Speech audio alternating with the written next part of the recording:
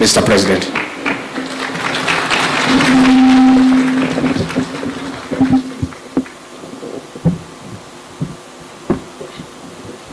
Please, let's take our seats. Asante sana.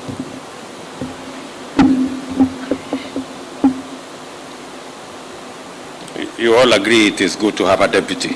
Saa zingine anakutetea.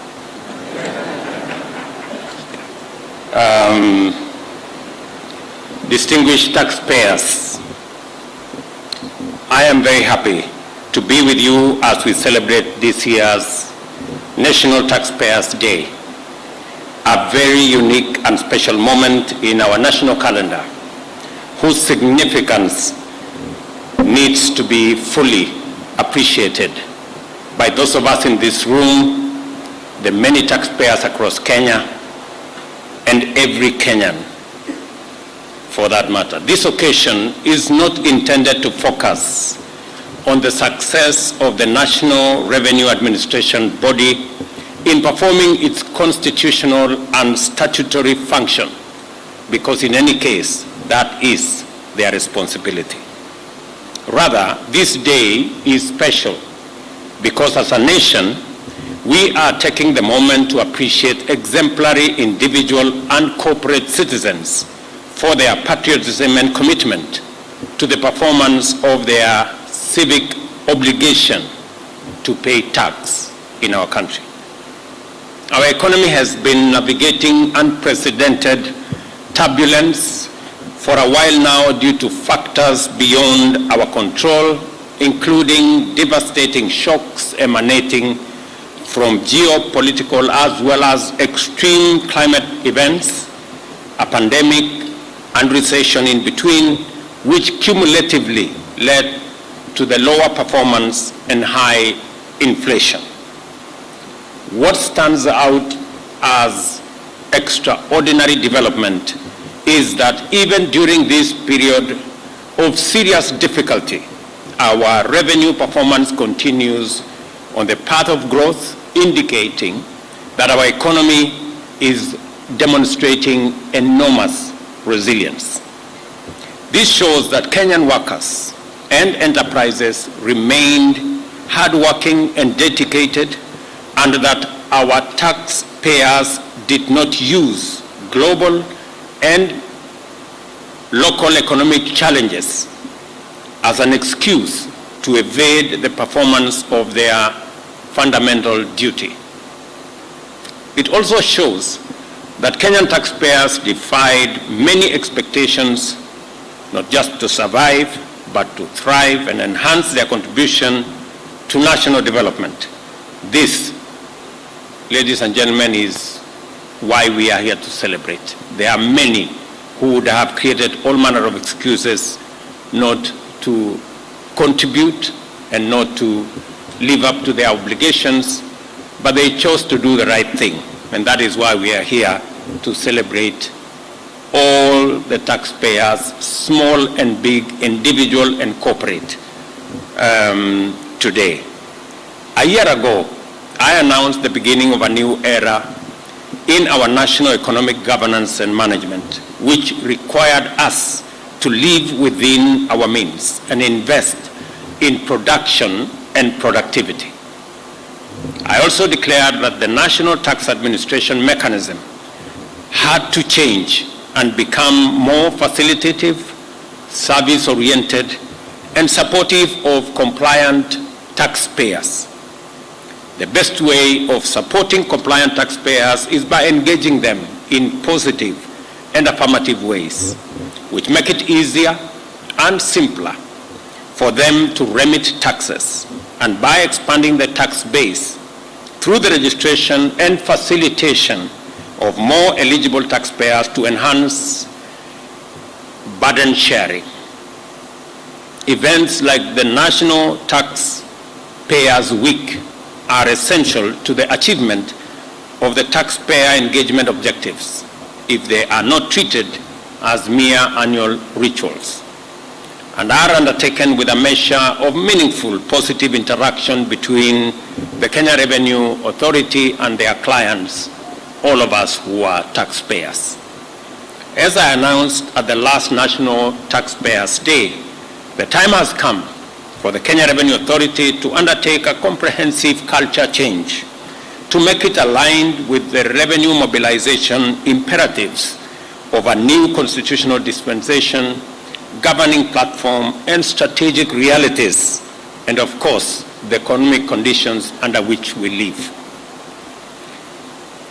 This is the spirit in which the KRA recently recruited specially trained revenue service assistants as a move to enhance the revenue mobilization capacity and taxpayer compliance through service-oriented, citizen-centric methods of facilitating voluntary compliance in keeping with our fundamental commitment to decriminalize enterprise and enable all levels of business from micro, small, medium enterprises all the way to global multinational companies to meet their tax obligations.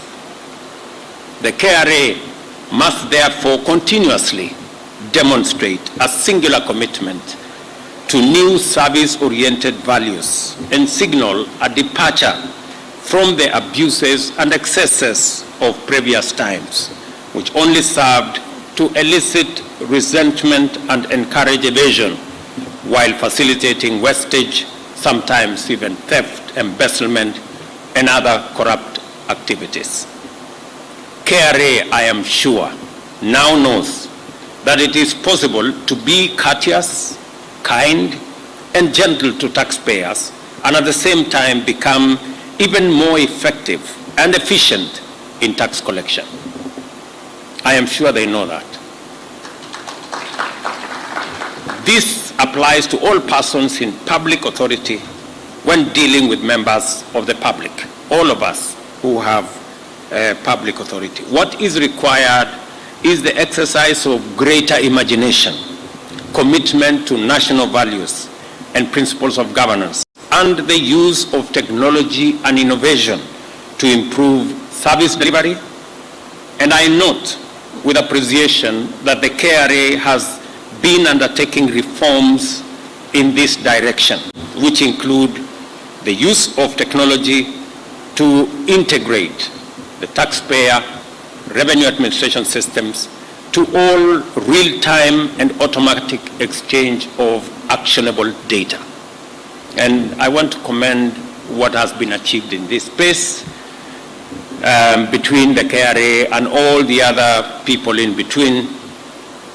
Our decision to significantly enhance efficiency and integrity in the provision of public services to citizens by digitizing over 13,000 government services has gone a long way to enhance revenue performance.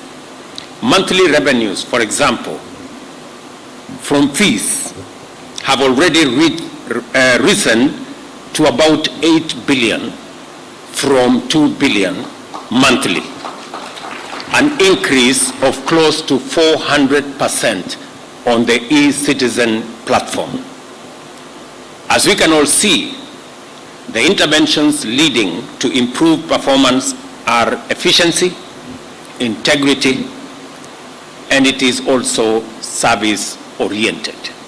Make it easier for people to pay tax, and this is exactly what we have done with the e-citizen platform to make it seamless for people to pay their tax.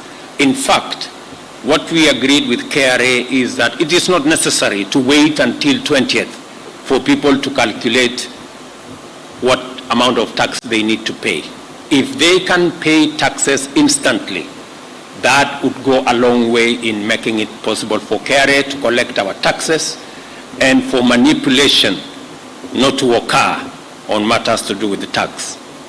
We all agree that if somebody stays with your money for a whole month, they will begin to figure out what to do with it before they send it to you. And sometimes it is none of their choices, but it is just the temptation of having money within. So the sooner we can collect our taxes, the less the temptation on those who are having this money, and the more efficient we become. I'm sure members of parliament were wondering why we said that certain taxes should be collected within 24 hours. So they were asking, what is the magic with these 24 hours? We were just trying to assist many corporates who said, if you can collect your money sooner, then we will all be happy. And there are many companies who are very happy that we are collecting our taxes sooner, faster, much more efficiently, and eliminating the temptation for that money to be used in other ways. I will repeat this. Not only is it possible to be efficient and effective while being courteous and considerate, it is the only way to serve taxpayers and other members of the public. It is not necessary for effective revenue collection to be unpleasant or demeaning to taxpayers or members of the public. We can combine efficiency, effectiveness with courtesy and being handling our clients in a courteous way. The implementation of a national digital identity framework, which I must say is already underway, will also go a long way in facilitating the collection of relevant data for revenue mobilization. In fact, it is our intention that in December, next month, we will formally launch our national digital ID framework that Kenyans can now identify themselves digitally, and you do not have to carry your ID. You can have it on your phone.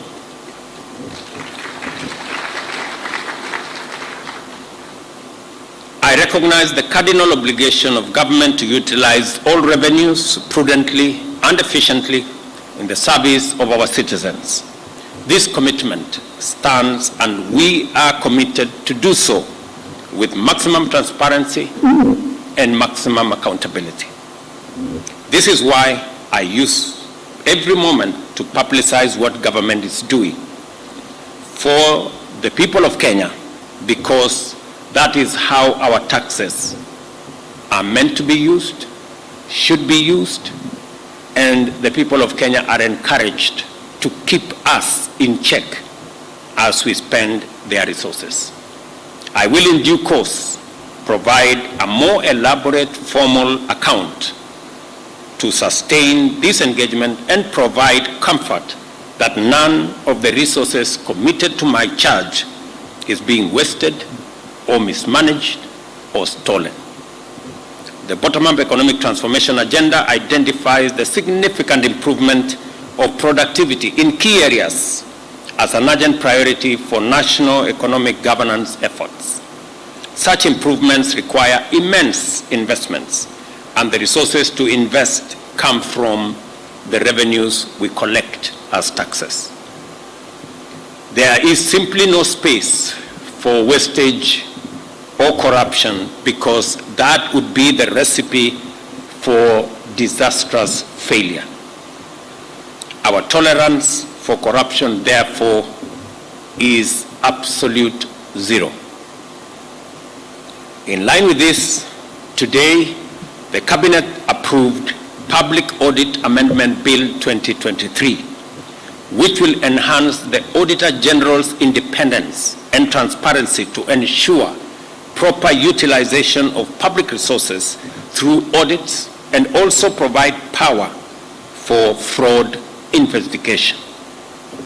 This has been a challenge in the past, but we have said as a government that believes in accountability, we must give the institution of the Auditor General's office the necessary capacity, leeway, and latitude for them to hold every government agency and every government ministry and the whole of government accountable to the people of Kenya through audits, and make sure that we spend the people's money efficiently. It is important that our government, or that as government, we communicate this commitment clearly, because the citizens and taxpayers deserve to know it as a matter of right. Our taxpayers are supporting national transformation by financing the provision of public services, strategic investments, and our other national revenue sovereignty requirements. Over the past year, there has been undeniable improvement of our revenue performance thanks to the efforts of Kenya Revenue Authority. This is partly due to enhanced performance by KRA, which is commendable, even though there remains vast room for both quantitative and qualitative improvements. And as you heard from the chair of the Finance Committee in Parliament, many Kenyans have ideas, many institutions are stepping forward to work with us on how we can raise revenues locally. And I am very proud. A while ago, the conversation was how much of the debt is allocated to even children who are not yet born. Public debt. I am happy that this time around we are having a conversation about not debt, but taxes. That is significant improvement. We have moved away from how much debt we are accumulating to how much tax we are paying. I think that is, we are in the right place. We are having the right conversation. And it is because I did commit to the country that we are going to begin the journey to wean ourselves from living beyond our means, living within our budgets. If we must cut down on our budgets so that we can live within our means and avoid the slippery path towards accumulating debts. Instead, have the conversation not about how much debt we are accumulating, but about how much taxes we are paying. And we are well in that conversation as we talk. The undeniable credit for our sustainable economic resilience and continued ability to meet our local and international obligations, provide services and invest in economic transformation goes to taxpayers who have remained outstanding in their commitment to the strength of our economy, well-being of the people, and sustainable development of our country. We celebrate all our taxpayers today.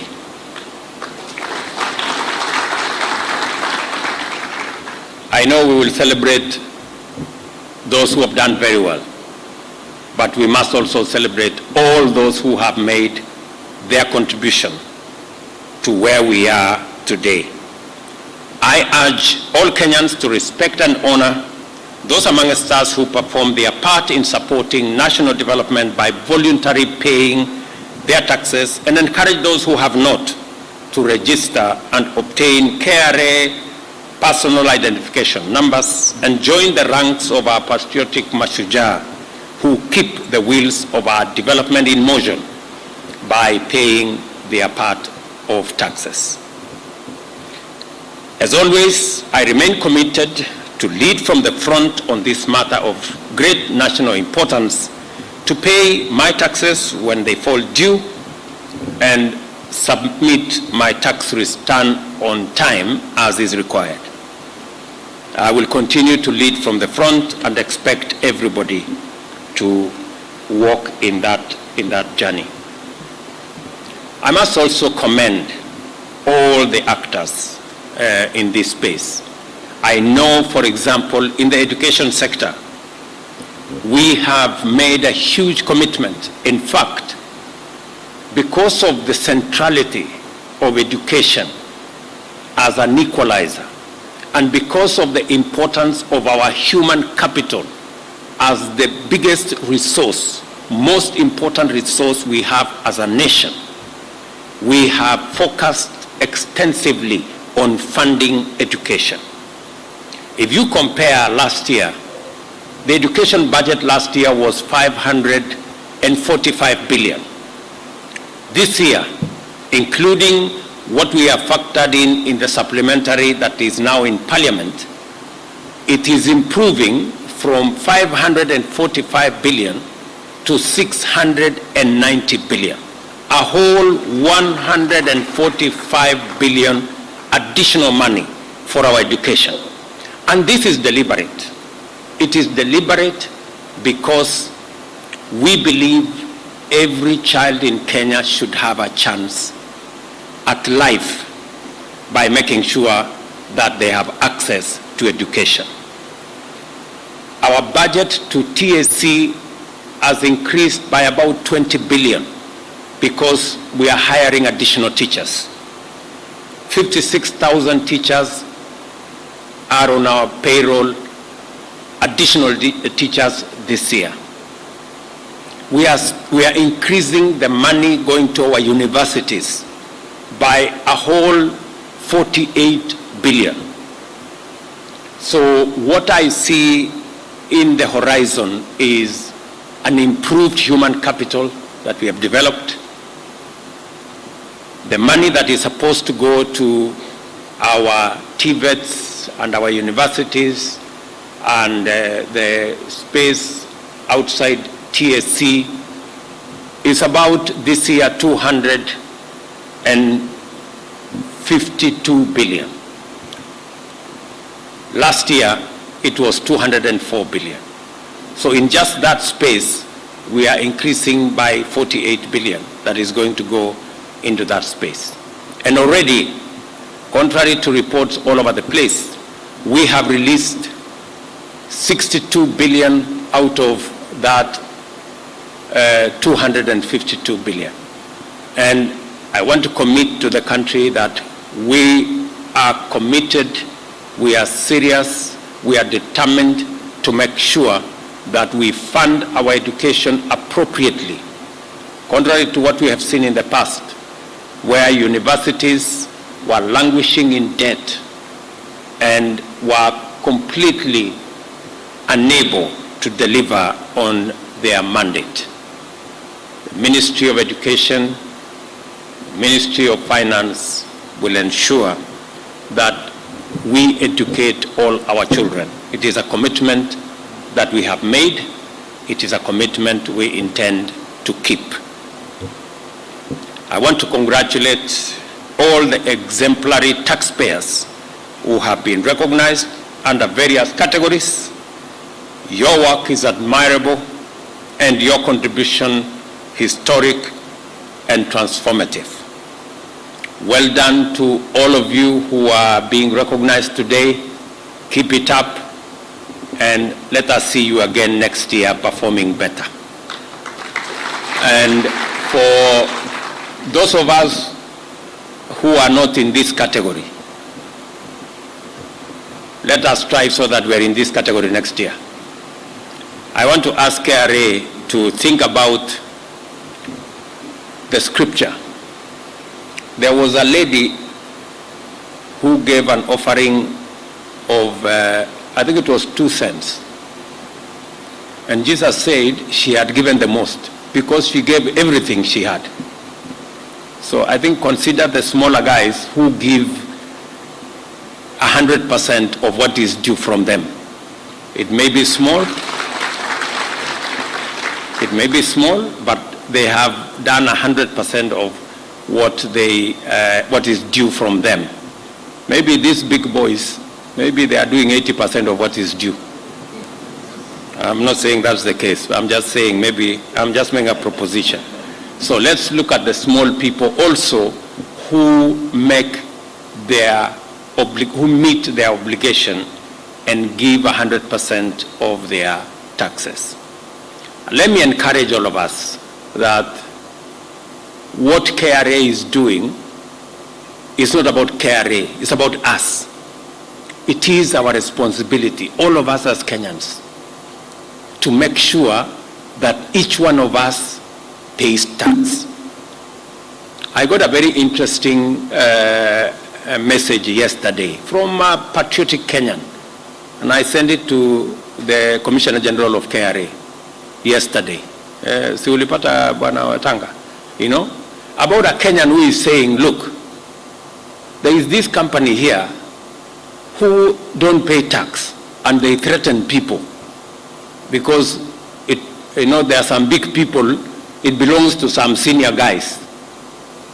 And so I sent the contact to the KRA CG, and I told him, however big, however senior, however powerful the owners of that company, they must pay tax like all other Kenyans.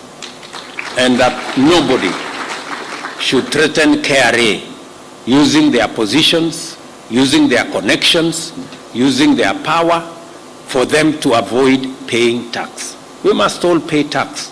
And once we are paid tax, let us demand from government that our taxes are used in the proper manner. They are not stolen, they are not corruptly used, they are used in the proper manner. I am really looking for that day when we all pay tax and demand from government that that tax is used properly. We have given a target to KRA of 3 trillion this year.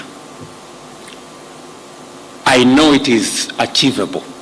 I know it's doable. And next year, I know we can do 4 trillion. I am looking at the day when we will not have any fiscal deficits. And it is not too far from now. Because if everybody paid their bit, we would not need all the fiscal deficits that we have. If everybody paid their bit. There is still a lot of money out there. There are still many people who are not paying tax. Slowly but surely we will speak to them, we will talk to them, we will encourage them, we will work with them until we all pay tax. That's all we need to do. The rest can be achieved. So, and as I have said, it doesn't have to be punitive. It doesn't have to amount to harassment, but we must be firm, we must be decisive, and everybody must keep their part of the bargain. And that is my encouragement to all of us as Kenyans, that our independence, our sovereignty is when we can manage our own affairs, when we can meet all our obligations, when we can pay for all the services that are due to us and fund all that we need in Kenya. And I am very confident that that is doable if we do this together. We will continue to work with all the other stakeholders. We will continue to leverage on technology. I'm very happy with what I see around the technology space. The taxes that are now being collected using technology, as I said earlier, we are looking at up to 400% increase in taxes that are being collected using technology. Progressively, as we digitize government services, as we make sure that all other avenues of government are coming on the digital space, I am very confident that we will collect all the taxes that are due to the government of Kenya, and we will all benefit from the use of those taxes, and we will begin the journey to wean ourselves out of the appetite for debt all over the place. Let me also say that we are making significant progress with our diplomatic relations, engagement with our development partners, engagement with multilateral development banks. We are making a lot of progress with our DFIs, the engagement between government of Kenya and the understanding of what is required of us and what our obligations are and what our commitments are very progressive. I want to commend Treasury for leading the way, working with our multilateral development partners, working with our bilateral development partners to make sure that we secure the interests of Kenya and make sure that we are pushing on our progress. And I am very confident that that space is being managed very well under the leadership of Professor Ndung'u and his team, and all the people in that space, and continuously they will engage with the different ministries to make sure that we project the right image of Kenya and we manage our resources and affairs in a way that is transparent, accountable, and in a progressive manner so that we can unlock the huge potential that exists in our country. I want to tell every Kenyan listening to me that we have a great country. And this country is going to go places. I am very confident we are going to transform Kenya into a country where all of us will feel confident and all of us will be proud to be Kenyan. That is the commitment that I make to everybody here. And each and every one of us, as I said yesterday, must pull their weight. There are opportunities out there. There are opportunities we are rolling out. We want every Kenyan to calibrate their place, make their contribution, look at the opportunities that are available, appropriate those opportunities so that each and every one of us can make a contribution to taking Kenya forward, and work with whatever interventions we are working on as government to take our country forward. So thank you very much. God bless you all, and God bless our great country, Kenya. Asanteni sana. Thank you very much, Your Excellency. One more round of applause for His Excellency.